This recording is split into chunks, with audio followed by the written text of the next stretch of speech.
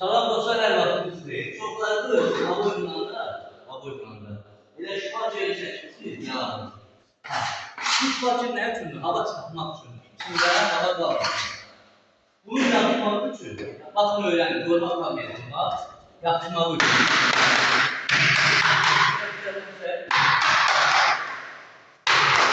Gözləm yaxşımaq üçün da həmşədə beləsə yaxşı bulamıyatı yapmışım. Sonra ev yaşına belli içinlenmişliğim var, aboyun hakkı neydi? Boş şeyler dedi, ay hazeydiler.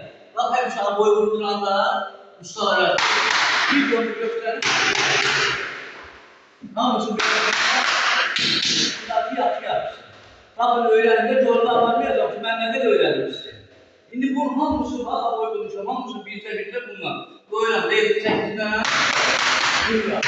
yapmışım. Bu işbacını hava çıkartmak için yalan şeylerdir.